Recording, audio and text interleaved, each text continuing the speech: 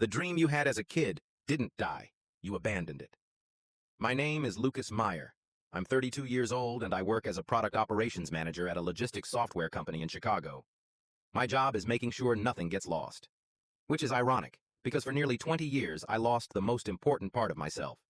When I was 8, I wanted to be a musician. Not casually, obsessively. I played a secondhand violin my mother found at a garage sale, scratched wood, loose strings. But I practiced every afternoon on the edge of my bed, feet not even touching the floor. My music teacher, Mrs. Elaine Porter, used to say I played like I was telling secrets.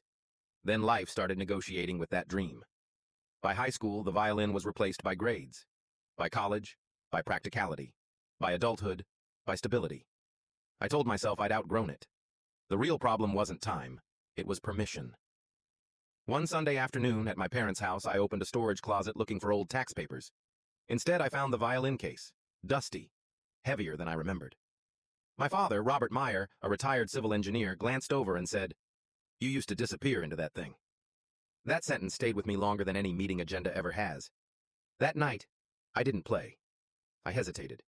I told myself I was rusty, that it would feel embarrassing, that dreams have expiration dates. That's when I realized the real issue. I wasn't afraid of failing. I was afraid of caring again. A week later, after work, I booked a 30-minute practice room at a local community arts center. No audience, no expectations, just me. The first notes were awful, sharp, unsteady. But something strange happened. I felt calm in a way I hadn't felt in years. Not productive, not impressive, just present. I didn't quit my job. I didn't make grand announcements. I played twice a week, then 3 times.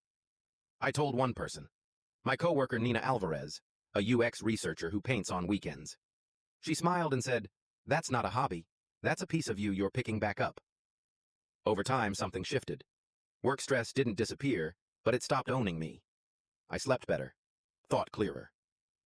6 months later, I joined a small weekend ensemble. No spotlight, no pressure, just music.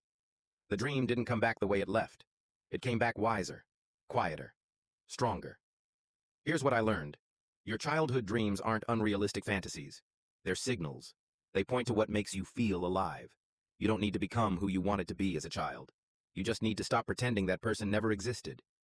And the moment I did that, I didn't feel behind. I felt whole again.